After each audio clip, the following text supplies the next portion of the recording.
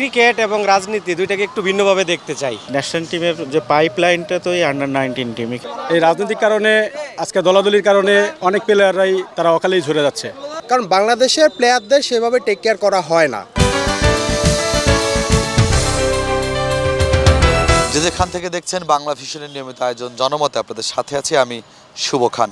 চলমান সমসাময়িক বিষয়গুলো তুলে ধরতে চেষ্টা করি এই অনুষ্ঠানের মাধ্যমে আপনাদের সামনে। আজকের বিষয়, সিনিয়র ক্রিকেটাররা না পারলেও টানা 2বার অনূর্ধ্ব-19 এশিয়া কাপে চ্যাম্পিয়ন হয়েছে বাংলাদেশ। গতকালকে ভারতকে হারিয়ে দ্বিতীয়বারের মতো শিরোপা ঘরে তুলেছে জুনিয়র টাইগাররা। তামিম, সাকিব, মুশফিকের জায়গায় যারা আসবে তাদের নিয়ে কি ভাবছে সাধারণ মানুষ, চলুন জেনে আসি। ক্রিকেটকে রাজনীতিকরণের পক্ষে আমি না, আমি চাই যে দুইটা বিষয় সম্পূর্ণ আলাদা থাকুক। যে বাংলাদেশের যুব টিম, অনূর্ধ্ব-19 টিম বরাবরই খুব ভালো পারফর্ম করে, কিন্তু সময়ের পরিক্রমায় এরা যখন জাতীয় দলে আসে আমরা দেখি যে ওদের পারফরমেন্স একদম ম্লান হয়ে যায়। পক্ষান্তরে ভারতের দিকে আপনি তাকান, তাদের এই অনূর্ধ্ব-19 দলের খেলোয়াড়গুলাই পরবর্তীতে জাতীয় দলে খুব ভালো সার্ভিস দেয়। যেমন আপনি বিরাট কোহলির কথা বলেন, জয়সওয়ালের কথা বলেন, তারা এখন বিশ্বকাপ পায়।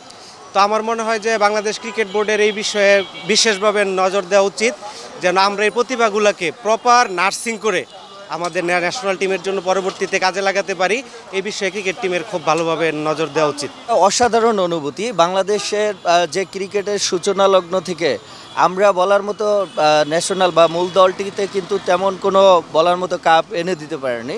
সেই জায়গা থেকে অনূর্ধ্ব-19 দল, ইন্ডিয়ার মতো একটি দলকে তারা হারিয়ে চ্যাম্পিয়ন হয়েছে। এটা একটা খুবই ভালো লাগার একটি মুহূর্ত।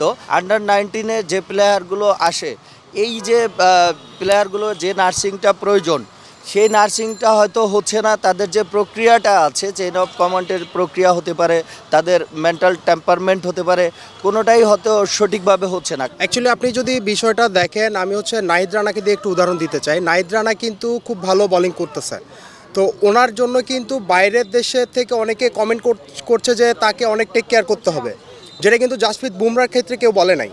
কেন বাংলাদেশের ক্ষেত্রে বলছে? কারণ বাংলাদেশের প্লেয়ারদের সেভাবে টেক কেয়ার করা হয় না। তো আমি আশা করি বাংলাদেশ যদি আমাদের যে মারুফ মৃধা কালকে খেললো, তাছাড়া আজিজুল হাকিম নামে একটা ব্যাটসম্যান ছিল, এছাড়া অনেক বলার ছিল যারা, তাদেরকে যদি ভালো টেক কেয়ার করা হয়, ভালো পারফরমেন্সের মধ্যে রাখা হয়, খেলার মধ্যে রাখা হয়, তাহলে আশা করি বাংলাদেশ ন্যাশনাল টিমে আরও ভালো ভালো প্লেয়ার আসবে। পিসিবি গেম ডেভেলপমেন্টের আন্ডারেই হলো এই আপনাদের যে আন্ডার-19 গতকাল যে এশিয়া কাপ দ্বিতীয়বারের মতো চ্যাম্পিয়ন হলো। এটা তো এদেরকে নার্সিং করা হয়, তাদেরকে ওইভাবে প্রিপেয়ার করে আর কি। আমাদের যারা কোচ আছে এজ লেভেলের, এই টিমটা যদি আমরা এদের যে প্র্যাকটিসের যে ধরনটা আর কি, এদেরকে যদি এভাবে ধরে রাখা যায় তাহলে এখান থেকে সাকিব, মুশফিকরা আসবেই। গতবার এর যে টিমটা ছিল ওখান থেকে হয়তো কিছুটা চেঞ্জ হয়েছে এবার, কিন্তু প্র্যাকটিসের যে অনুশীলনের যে ধারাবাহিকতাটা এটা ছিল, তাদের ট্রেন আপের যেমন ম্যাচ খেলার প্র্যাকটিস, এগুলো ভালোভাবে করার কারণেই কিন্তু রেজাল্ট আসছে। আর এটা ধরে রাখতে হবে, এই টিমটাকে ধরে আপনার ন্যাশনাল টিমের যে পাইপলাইনটা তো এই আন্ডার-19 টিম, এখান থেকে একসময় এইচপিতে যাবে, তারপরে তারা ন্যাশনাল টিমে খেলবে। তো এইখানে হলো এদের যে প্র্যাকটিসের যে যারা মানে ট্রেন যাদের আন্ডারে ছিল, এই সেশনটা যদি এদেরকে সামনের দিকে আরও কন্টিনিউ রাখা যায় তাহলে এরা ন্যাশনাল টিমে বাংলাদেশে সার্ভিস দিতে পারবে ভালোভাবে। আমরা প্রথম অর্ধে দেখি যে রাজনৈতিক একটা সমস্যা। এই রাজনৈতিক কারণে আজকে দলাদলির কারণে অনেক প্লেয়াররাই তারা অকালেই ঝরে যাচ্ছে।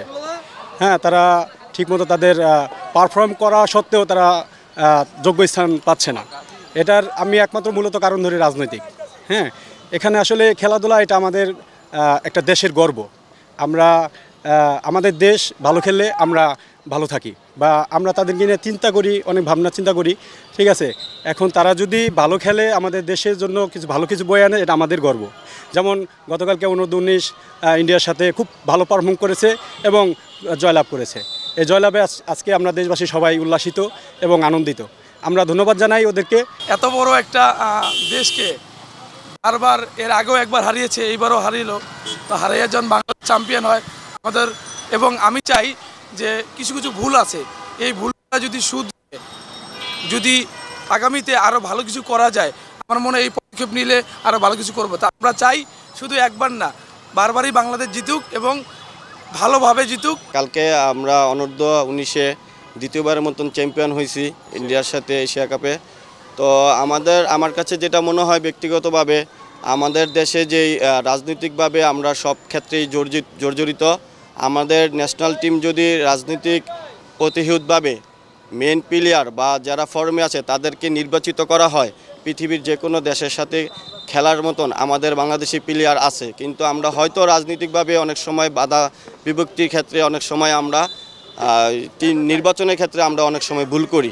আমরা যদি সঠিকভাবে টিম নির্বাচন করতে পারি, বিশ্বের যে কোনো টিমের সাথে দল জিতার মতন আমাদের প্লেয়ার আছে, এবং কি এমন কোনো পৃথিবীর দল নাই যে আমরা তাদেরকে পরাজয় না করছি।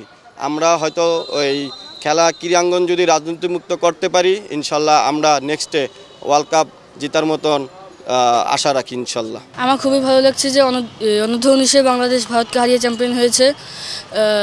এতে করে বাংলাদেশ যেন আরও শক্তিশালী হয়ে ওঠে, এটাই আমি আশা করি।